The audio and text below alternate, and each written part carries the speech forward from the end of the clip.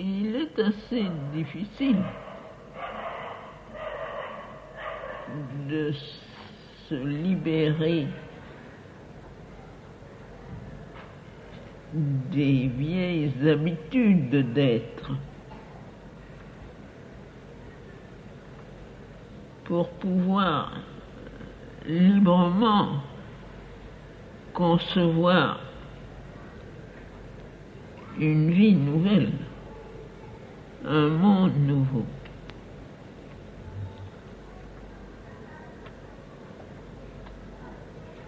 Et naturellement, la libération commence sur les plans les plus élevés de la conscience. Il est plus facile pour l'esprit ou l'intelligence supérieure de concevoir les choses nouvelles qu'il n'est facile pour l'être vital, par exemple, de sentir les choses d'une façon nouvelle. Et il est encore plus difficile que le corps est une perception purement matérielle de ce que sera un monde nouveau. Pourtant, cette perception doit précéder la transformation matérielle. On doit d'abord sentir d'une façon très concrète l'étrangeté des choses anciennes, leur manque d'actualité, si je puis dire.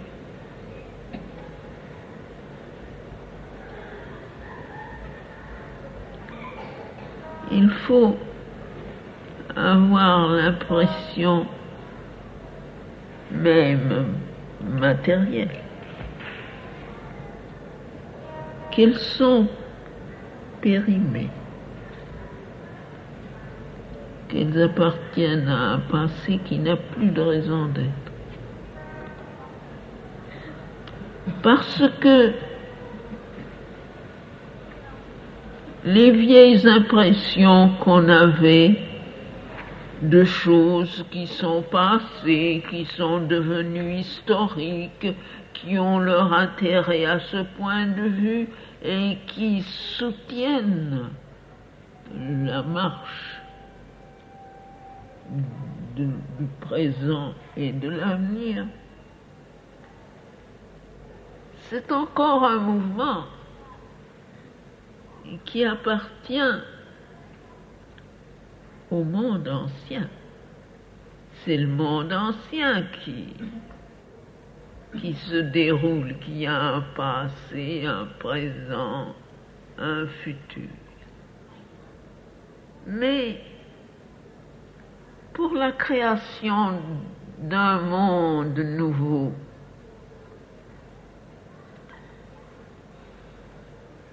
il n'y a pour ainsi dire de continuité qu'une continuité de transition qui donne l'apparence, l'impression plutôt, qui donne l'impression de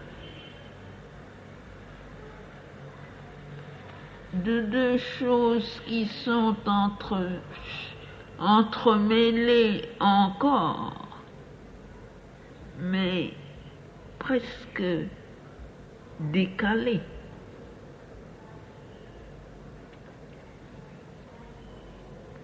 que les choses du passé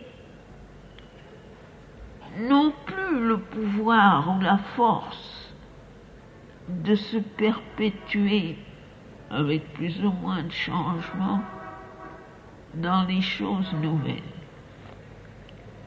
Ça, c'est forcément une expérience tout à fait nouvelle. Il faudrait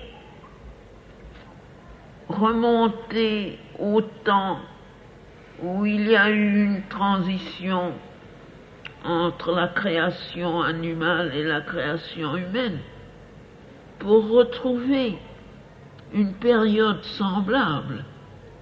Et à ce moment-là, la conscience n'était pas suffisamment mentalisée pour pouvoir observer, comprendre, sentir avec intelligence. Ça a dû se passer d'une façon tout à fait obscure. Par conséquent, la chose dont je vous parle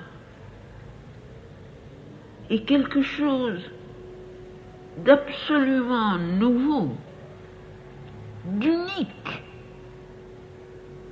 dans la création terrestre. Quelque chose qui n'a pas eu de précédent et qui est vraiment une perception ou une sensation ou une impression tout à fait étrange et nouvelle.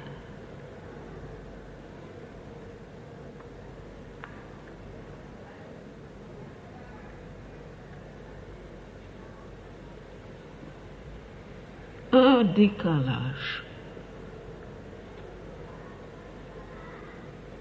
Quelque chose qui se perpétue indûment et qui n'a qu'une force tout à fait subordonnée d'exister avec une chose tout à fait nouvelle, mais si jeune, si imperceptible, presque faible, on pourrait dire encore, qu'elle n'a pas encore le pouvoir de s'imposer, de s'affirmer et de prédominer, de prendre la place de l'autre. Ça fait une concomitance, mais comme je le dis, avec un décalage, c'est-à-dire il manque une connexion entre les deux. C'est difficile à décrire, mais je vous en parle parce que c'est ça que j'ai chanté hier soir. Je l'ai senti d'une façon tellement aiguë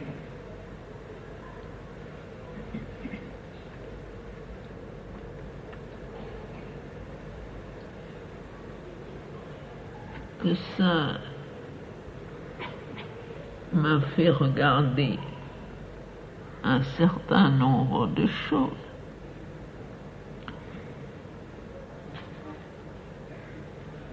Et une fois que je les ai vus, il m'a semblé qu'il pourrait être intéressant pour vous de vous les dire.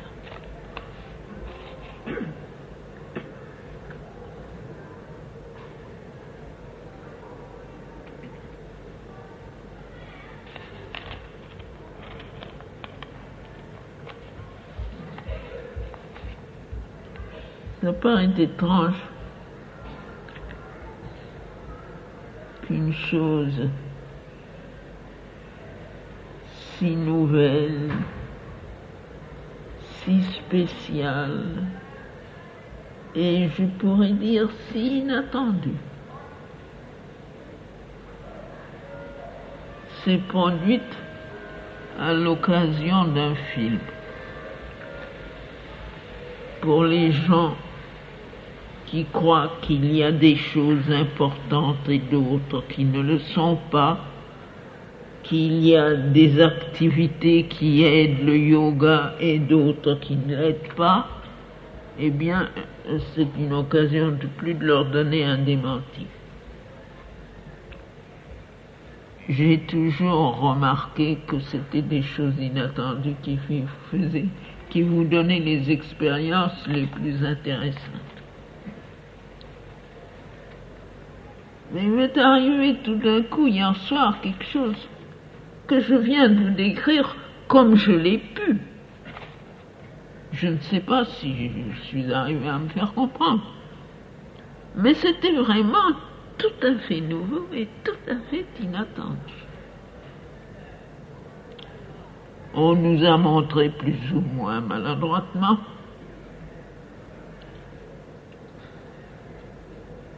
l'image du temple qui est là-bas au bord du Gange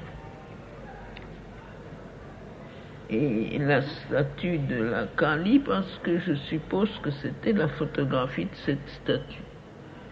Je n'ai pas pu arriver à avoir un renseignement précis à cet égard.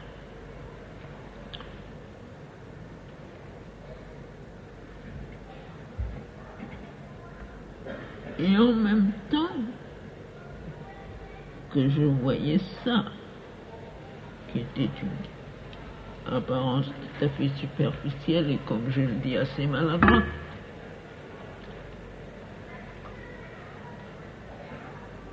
je voyais la réalité que ça essayait de représenter, ce qui était derrière. Et ça m'a mis en rapport avec tout ce monde religieux, d'adoration, d'aspiration,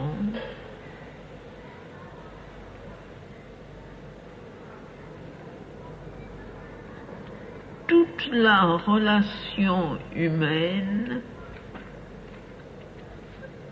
avec ces dieux qui étaient, je parle déjà au passé, qui était la fleur de l'effort spirituel humain vers quelque chose de plus divin que l'homme. Un quelque chose qui était l'expression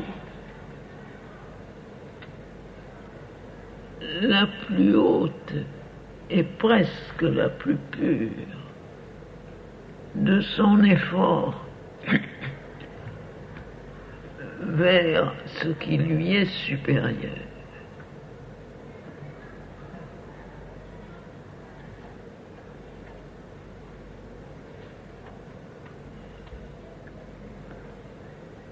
Et tout d'un coup,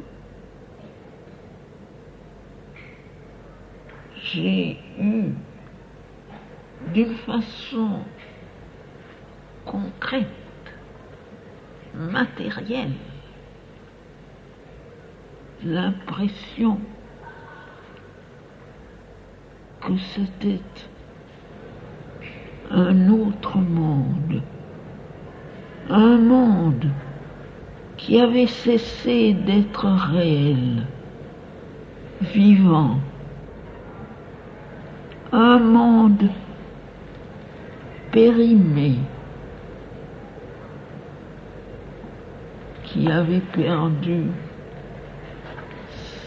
sa réalité, sa vérité, qui était dépassé, surpassé par quelque chose qui avait pris naissance et qui commençait seulement à s'exprimer, mais dont la vie était tellement intense, tellement vraie, tellement sublime, que tout ça devenait faux, irréel, sans valeur.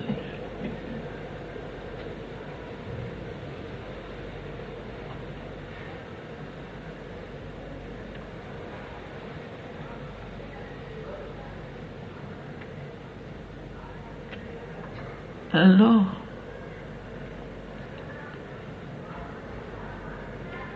j'ai vraiment compris, parce que compris non avec la tête, non avec l'intelligence, mais compris avec le corps, vous comprenez ce que je veux dire?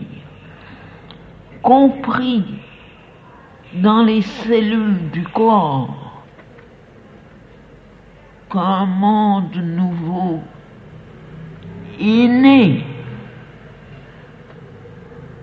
et qu'il commence à croître. Et alors, lorsque j'ai regardé tout cela, je me suis souvenu de quelque chose qui s'est passé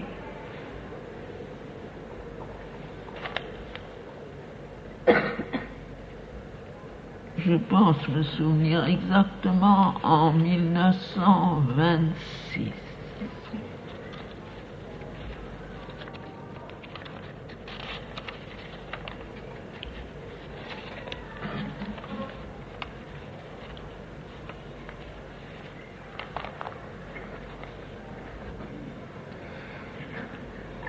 M. Bindo m'avait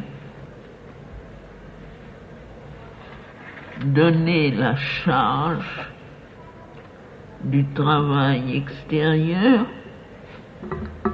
parce qu'il voulait se retirer en concentration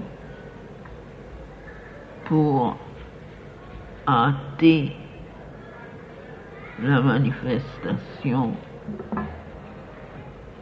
de la conscience supramentale.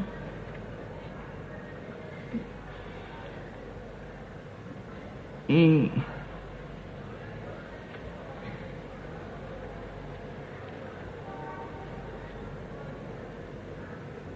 il avait annoncé aux quelques-uns qui étaient là qu'il me chargeait de les aider et de les guider, que je resterais en rapport avec lui naturellement et qu'à travers moi il ferait le travail.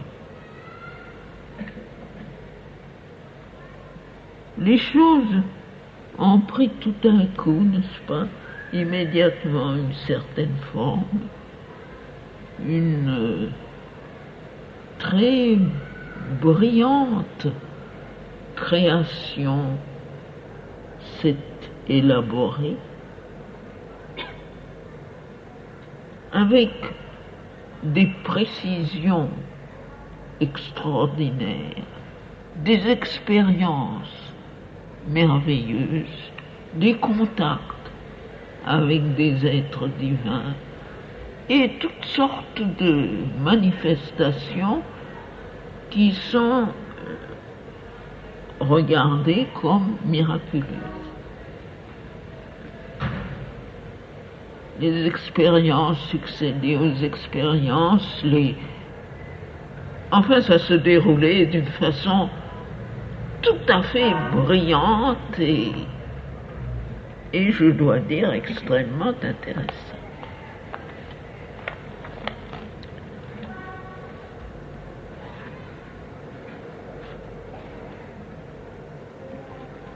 Un jour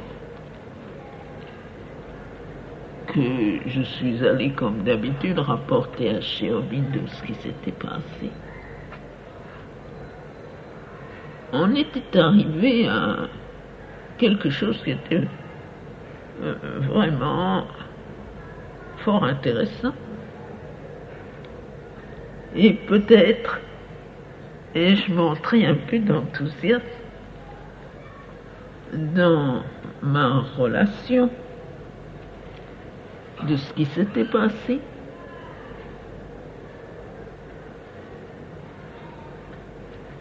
Alors, Aubindo m'a regardé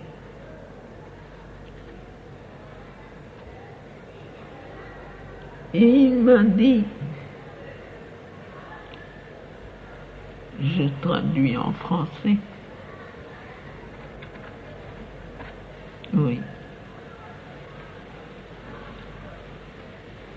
c'est une création de l'overmind, du surmental. Elle est très intéressante, elle est très bien faite.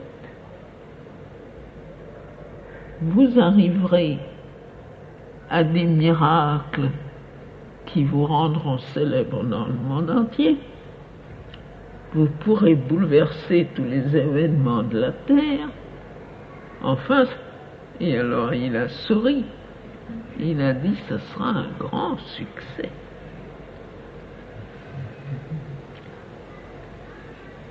Mais c'est une création de l'overmind. Et ce n'est pas le succès que nous voulons. Nous voulons établir le supramental sur la Terre.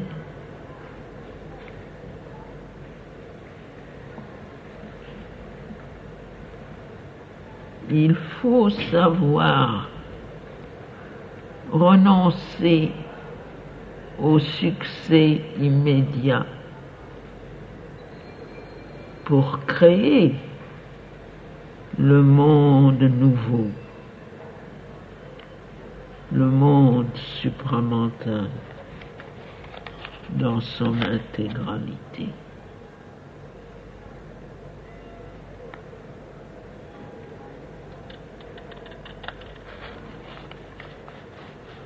Avec ma conscience intérieure, j'ai compris tout de suite. Quelques heures après, la création n'existait plus.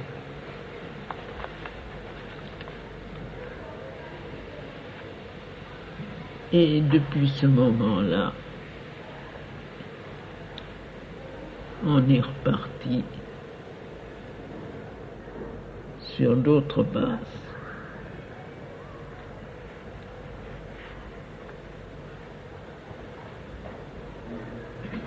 Eh bien,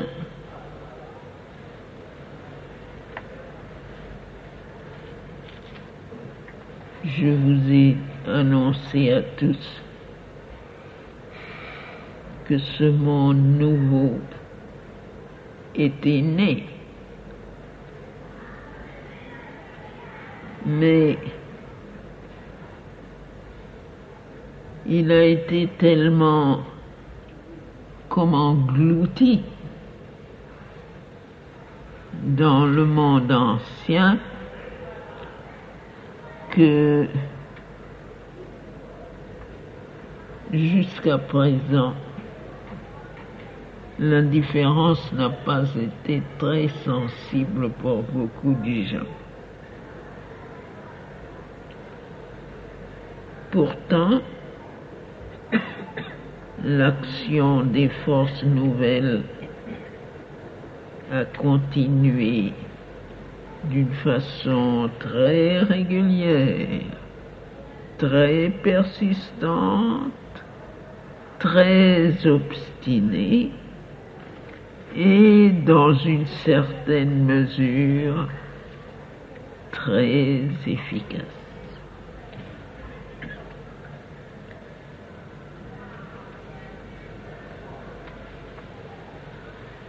Et une des manifestations de cette action a été mon expérience vraiment si nouvelle d'hier soir.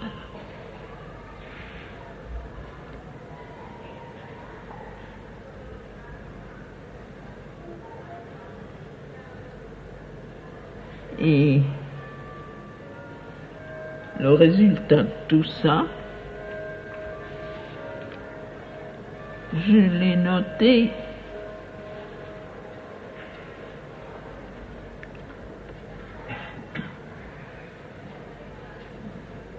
on pourrait le dire d'une façon succincte, un peu linéaire.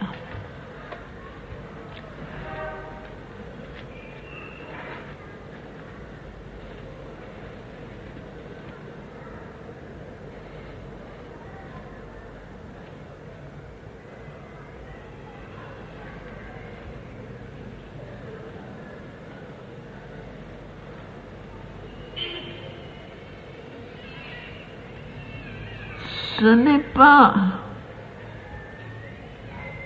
seulement une conception nouvelle de la vie spirituelle et de la réalité divine.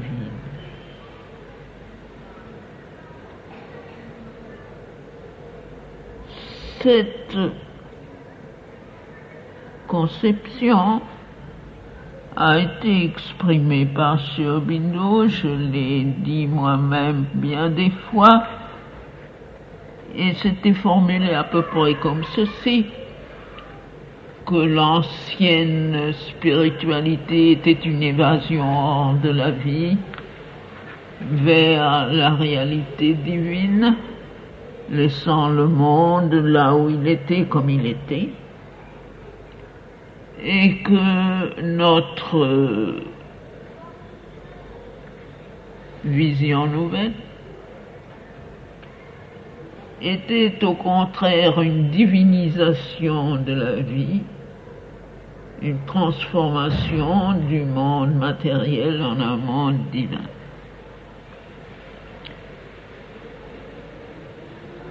Ça a été dit, répété, plus ou moins compris. Enfin, c'est la base d'idées de ce que l'on veut faire. Mais ça pourrait être une continuation avec une amélioration, un élargissement du monde ancien tel qu'il était. Et tant que c'est là-haut, dans le domaine de la pensée, au fond, ce n'est guère que ça.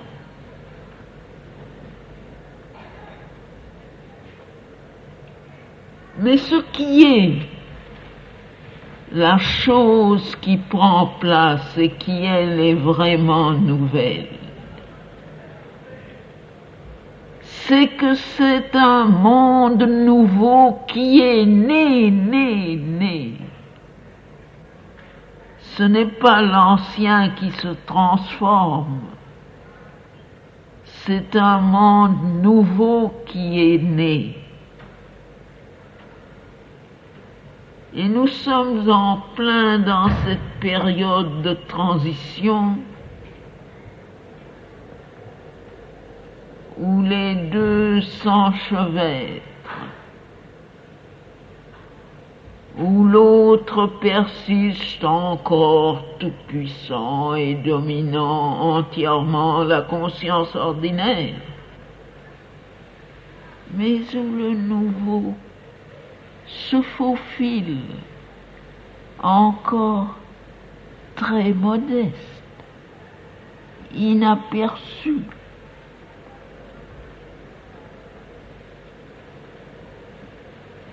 Inaperçu au point qu'il, extérieurement, il ne dérange pas grand-chose pour le moment.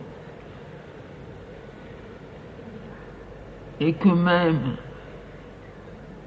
dans la conscience de la plupart, il est tout à fait imperceptible.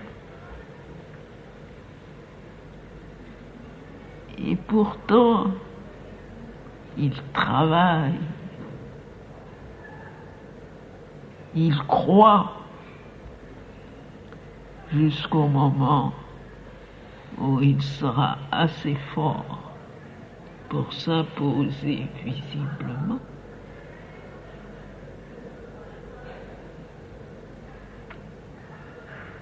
En tout cas,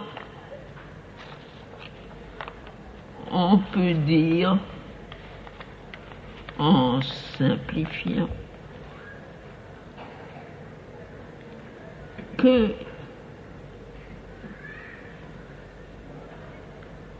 la caractéristique de l'ancien monde, de la création de ce que Sri Aurobindo appelle l'overmind, du surmental, était celle d'un âge des dieux. Et par conséquent, l'âge des religions.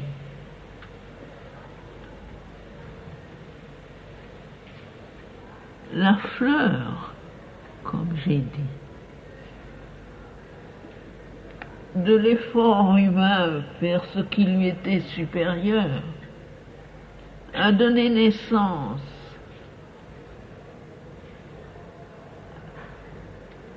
à des formes religieuses innombrables, à une relation religieuse entre les âmes d'élite et le monde invisible.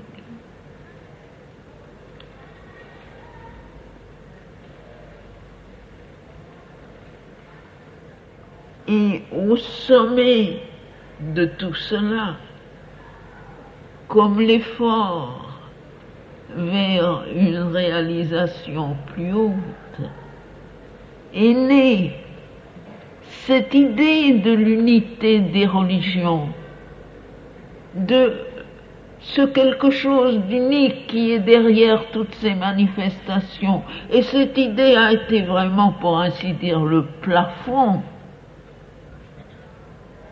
de l'aspiration humaine. Eh bien ça, c'est à la frontière. C'est le quelque chose qui appartient encore complètement au monde surmental, à la création surmentale, et qui, de là, semble regarder le quelque chose d'autre, qui est une nouvelle création et qu'il ne peut pas saisir, qu'il essaye d'atteindre mais qu'il ne peut pas saisir. Pour le saisir, c'est un renversement qui est nécessaire. Il faut sortir de la création surmentale. Il fallait que la nouvelle création, la création supramentale, ait lieu. Et maintenant, toutes ces vieilles choses paraissent si vieilles, si périmées, si arbitraires. Un tel travestissement de la vérité vraie.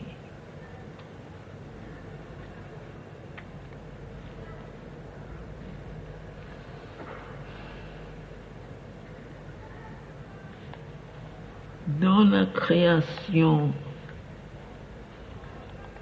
supramentale,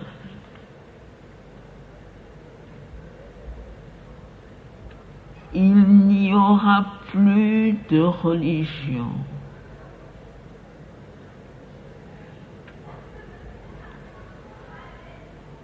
Toute la vie sera l'expression, l'épanouissement dans les formes de l'unité divine se manifestant dans le monde, et il n'y aura plus ce que les hommes appellent maintenant des dieux.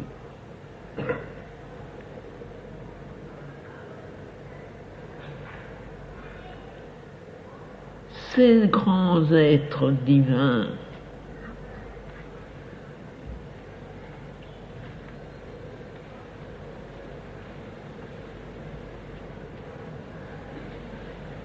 pourront eux-mêmes participer à la création nouvelle. Mais pour cela, il faudra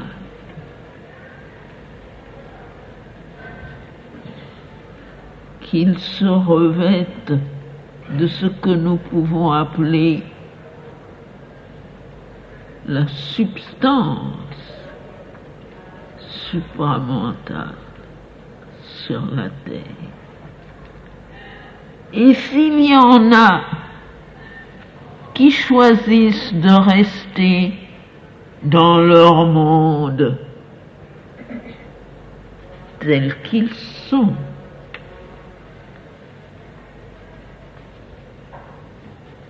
s'ils décident de ne pas se manifester physiquement, la relation avec les êtres d'un monde supramental sera une relation d'amis, de collaborateurs, d'égal à égal.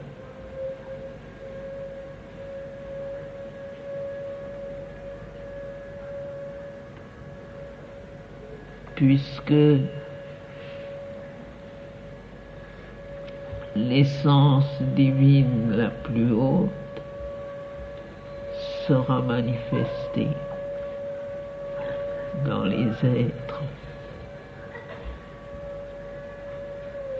du monde nouveau supramental sur la terre.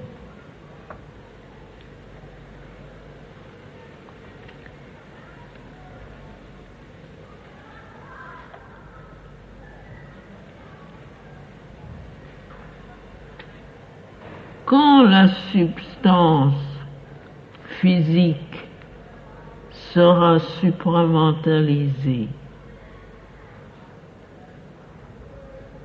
d'être incarné sur la terre ne sera pas une cause d'infériorité, bien au contraire. On y gagnera une plénitude qu'on ne peut obtenir autrement.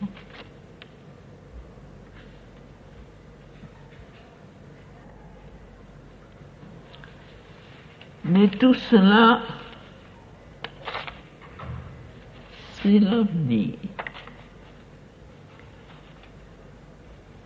C'est un avenir qui a commencé, mais qui prendra un certain temps pour se réaliser intégralement. En attendant, nous sommes dans une situation très spéciale, extrêmement spéciale, qui n'a pas eu de précédent.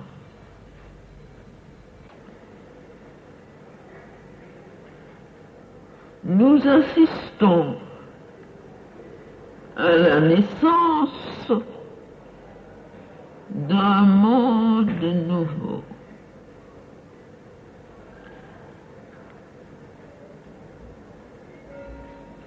Tout jeune, tout faible, non pas dans son essence, mais dans sa manifestation extérieure, pas encore reconnu, même pas senti, nié par la plupart, mais il est là. Il est là.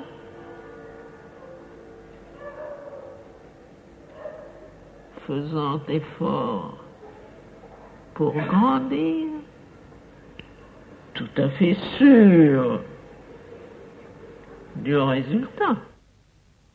Mais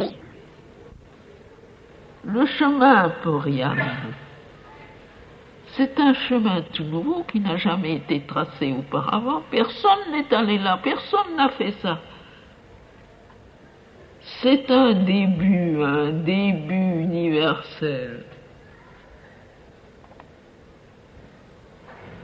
C'est par conséquent une aventure absolument inattendue et imprévisible.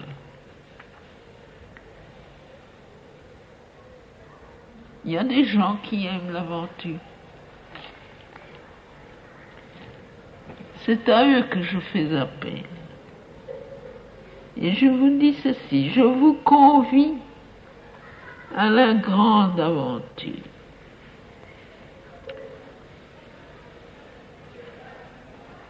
Il ne s'agit pas de faire spirituellement ce que les autres ont fait avant nous. Il s'agit d'une création nouvelle, entièrement nouvelle, avec tout ce qu'elle comporte d'imprévu, de risques, d'aléas. Une vraie aventure dont le but est une victoire certaine, mais dont la route est inconnue et doit être tracée pas à pas dans l'inexploré.